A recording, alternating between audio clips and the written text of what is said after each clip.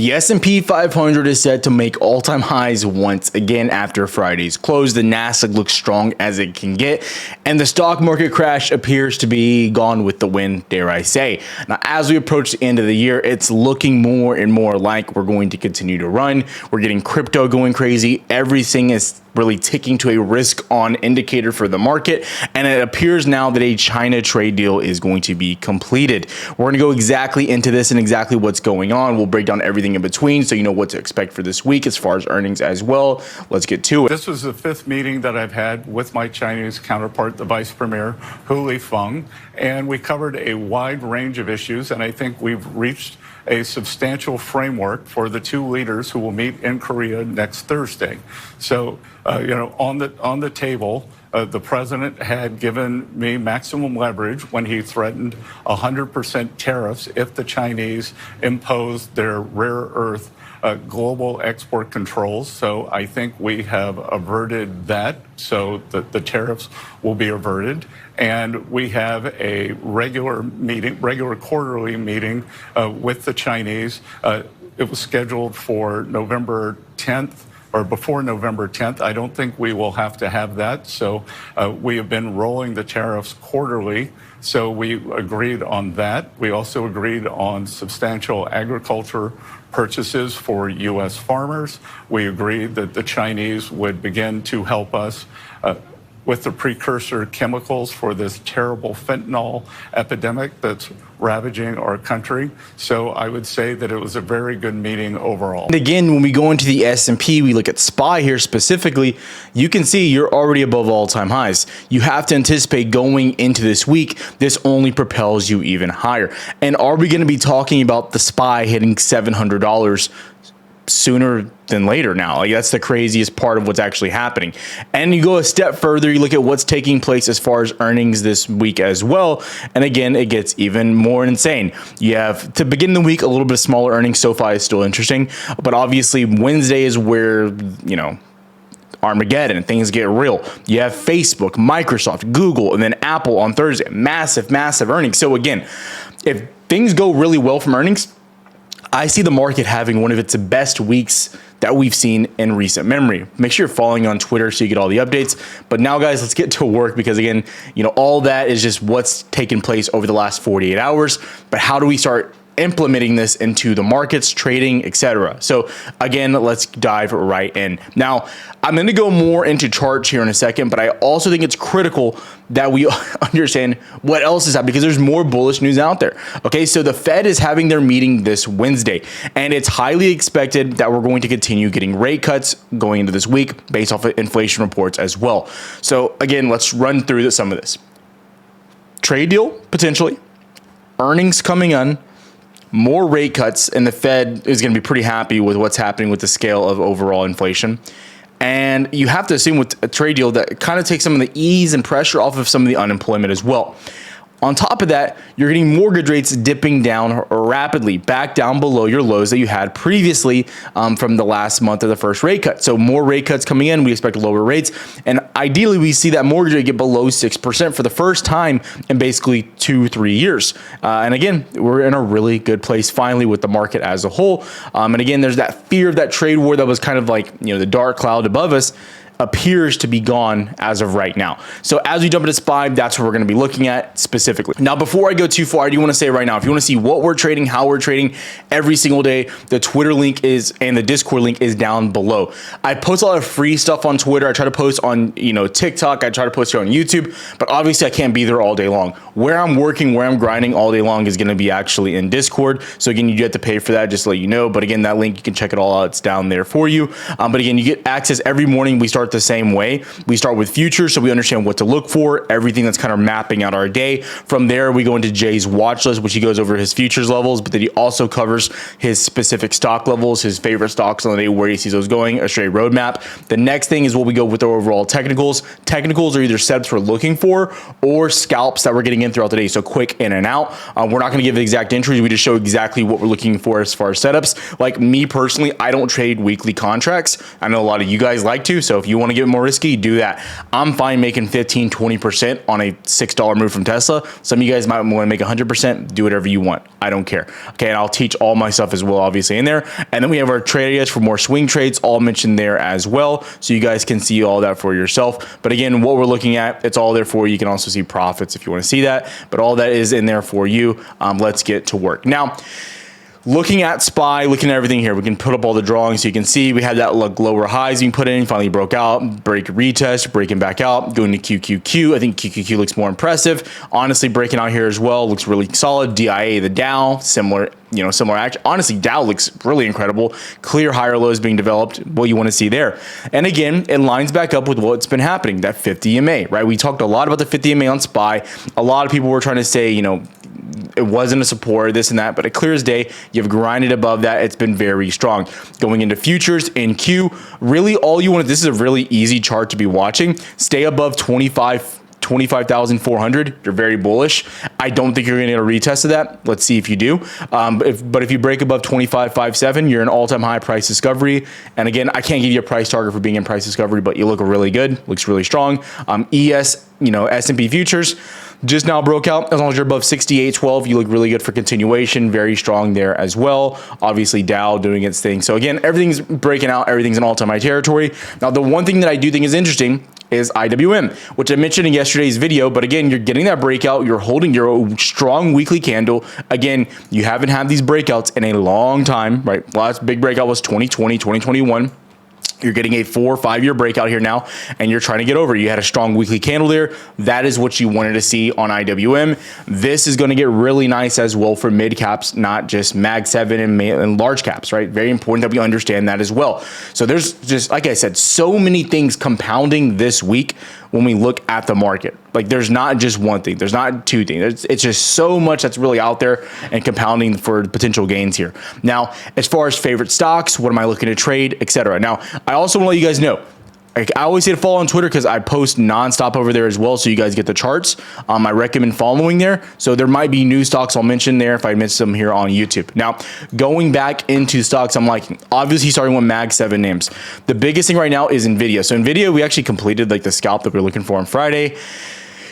You look really good as long as you're back above 184. You're very bullish is what you're looking for, and you're holding this 185 little level you made here. Good to see. We get above 187.5. We're looking for continuation into all-time highs.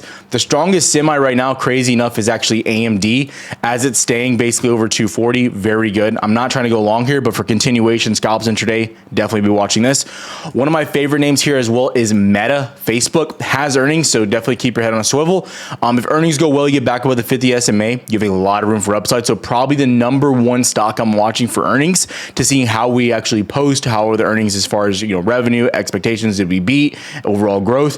If Meta does well, I think you have a lot. I think this thing starts getting back towards all-time highs and starts pushing back into highs near $800. So definitely a must watch. Amazon, pretty easy chart here right now. You're still below your 50 SMA, your 50 daily moving average, and you're at the 224 key level. This right now is a steer clear. Below 224, you could dip back down to 221, back down to 216, 217. You've done it so many times. Keep it on a swivel here, but above 225, 226, I think you're looking to 233, 232. Very strong name as well. TSM, also pretty impressive with how you're moving right now. Definitely like what I'm seeing here. If we can stay above 295, I like the upside into 300. You get below 295, really below like 294.4, looking for the gap fill to 292, potentially coming back down to 285. But again, what you're looking for there. Netflix, a lot of questions stemming around Netflix. I see you guys asking all about it. I don't just buy. Like I say, when stocks have earnings, I watch earnings, right? I look what is happening with earnings. Fundamentals will trump technicals 9 out of 10 times. Netflix is losing your 200 SMA now. Under your 200 SMA, 1103. I've already traded this like 3 times to the downside. Under 1094, I have no liquidity until 1065, 1070 down here. Almost a $25, $30 drop. I think this is highly likely. So if we get any downside, and Netflix is my top weakest name out there right now, what I'm looking at. AVGO, I've been pretty patient with this one, and you basically are watching 2 little levels here. Above 356.4, you're looking for the move into 360, 359.5. If you get above that, I really am looking for AVGO into all-time highs. It's just a matter of like, when does this happen? Kind of does this get going? So we'll see. But below this, you have your range all the way back down to 345. As long as you're below 356, what I'd be looking from there as well. Palantir. Palantir, dude, this stock is amazing. I keep saying, you want to go short if you lose 169, but you can't lose 169. I truly believe this is probably the most exciting earnings that I'm looking for. I don't even know the date they report. I think they report like November 3rd or something like that. November 3rd, yeah. So if Palantir beats, I genuinely believe this could start push. I really believe even without earnings, this could move to $200. The way that you've just consolidated at highs on Palantir is truly remarkable. One of your best looking stocks in the market right now, holding your 50-day moving average so strong. Like, go look at other, like, people want to say Palantir's overvalued. If Quantum's overvalued, Palantir's overvalued. Like, Quantum names look trash. They look so bad. Like QBTS maybe is one of them. D-Wave, yeah. Like, they're all getting railed. Like, they're trash. They're garbage. They make no money. PLTR is making money. So, like, comparing those to that is just so stupid in my opinion. PLTR, I genuinely believe this is like getting ready to run. Like, the way you've consolidated here is crazy. This is absolutely insane that buyers are just holding you up here. Sellers keep trying to push you down, but they keep failing around 171 to 169. So crazy, crazy, crazy. Going into the mid caps as well. Also, real quick, Microsoft, really easy chart. As long as you're above 518, looking for 525, 526. Above 526, you're looking back in towards 532, 531. Very impressive as well there. Other areas that are really weak for me right now is actually crypto, but crypto is bouncing. So like, the stocks obviously aren't going to be respecting that. But when I look at crypto right now, MicroStrategy, if it ever loses 280, is an immediate short to 267 then 250. I'm telling you right now. Coinbase going into this week above 349 has room into 368 to 370. Easy, targeting that, like maybe conservative 363, maybe. But again, what I'm looking for, a lot of upside there. Very strong. I still think the smaller crypto names are good for like longer dated, what I'd be considering and watching there as well. So important to understand that also. I still think these names like CrowdStrike, I've mentioned these. I talked about these in Discord. You guys already, I posted on Twitter. You know, we talked about the all-time high breakout. You're already getting it. I think CrowdStrike is a must watch if you get a retest of 517, your previous all-time high. I don't know if you're going to, but I genuinely believe CrowdStrike can get to 540 to 550. It's very, very strong. Some maybe bottom feeders if you want to trade some of these cloud names. CRM, I still think it's a good stock buy, telling you that right now. Snowflake is also going pretty crazy, breaking over these previous highs. You look at your weekly chart. I encourage you guys to zoom out some of these charts because I think there's so much opportunity. Snowflake, clear as day, like not a lot of liquidity, basically into 275, 270, and then ultimately towards 300. I mean, this is a really clean chart as well. So understand what you're looking for, why you're watching it, all the opportunities there. AMAT, another interesting opportunity out there. As you can see here, a little bit of a flat top trying to break out, working back towards your all-time highs from July of this past year, of 2024, not this year, last year. So as long as you can hold this level right here, you can actually see exactly where it's at. Right there, 228.7, 229 to call it just a flat number. You're looking for that all-time high push up, 250, 260. Very impressive. As I mean, there's a lot of names out there right now, guys. And again, it just takes a second to take a step back, look at where you're at as a market, where can you go, and where are those illiquid areas. Those illiquid areas are where you make a majority of your money. That's where I make a majority of my money. Another name out there that I'm watching is CoreWeave. Again, I talked about why this sold off. I think it's stupid. Back above our key level, 224, 222. Really nice. Also bouncing off your 50 MA. This could get right back into 144 to 150. I'm telling you right now, CoreWeave's a solid name. I like what they're doing. Good buyer stepping in here as well. I have a lot of mid caps I like as well. We'll go more into those in another video. But again, as a whole, like I'm spitballing through a bunch of these names and you can already see all the opportunity. Another big name out there too, again, is ARM. If you look at something like the daily, it kind of looks like you're bull flagging here, to be totally honest, above 164, 165. Now you're in all-time high territory. So I do want to say like that is your inherent risk here. Like if you mark out your all-time high to basically up here, like 183 to 190, 188. But I do think, and I've been saying, ARM's my favorite, like cheaper semiconductor name along with Marvel, MRVL. But I think ARM has the room to go crazy. I genuinely like these names can easily start running into like 200 here on ARM. It's a very strong name. And you have to also understand, like you've been back and forth for the past like 3 weeks on the market. And granted, you're at all-time highs to end the week. but you're not seeing the breakout on some of these names yet. And the fact that they're holding up despite some of the volatility on the downside is what you want to see, is that buyers are still heavily aggressive on these names. And again, I'm still heavily like looking at these. I'm like, man, you know, if the market starts heating up, which you have to assume this week it will, with all the news rolling out now, that you're looking at it from a lens of like, okay, if you know, buyers are still being so aggressive, buyers are still holding you up so much, this is definitely going to be a nice buying opportunity. And these names have a lot of strength. That's why I'm not going in, and I say it all the time, stop trying to pick and find bottoms on stocks. Zoom out to daily, weekly timeframes. That's how like this all happens, how this all works. Like when I'm starting and looking for opportunities, I'm trying to find which names are strong, but which names are also retesting supports and putting me in a good position. I'm not looking to blindly go long on a very weak name. I'm not looking to get rich quick off of a very cheap name. I'm not just buying a stock because it's all hot on social media or it might squeeze. I'm literally, you'll see what we're doing here on technicals. Y'all see the due diligence. Y'all see the fundamentals that we're looking at as well. Like work goes into it. Time goes into it. If you guys want to make money in the market, I say it all the time. This isn't like motivation. This is just the reality. And I try to repeat myself so much in my videos so people really know.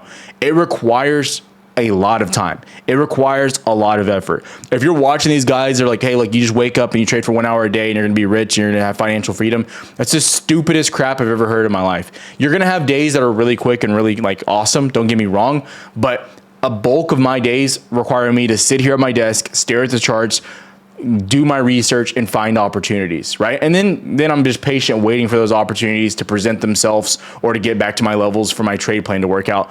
But that's what's happening out there. I mean, like, do what you want to do what you got to do, but that's the reality of this. The only area I didn't mention was Baba. I think Chinese names look pretty good as well if they get a deal. You bounce off of 161. This is nice. Could be looking back into 190, possibly 200.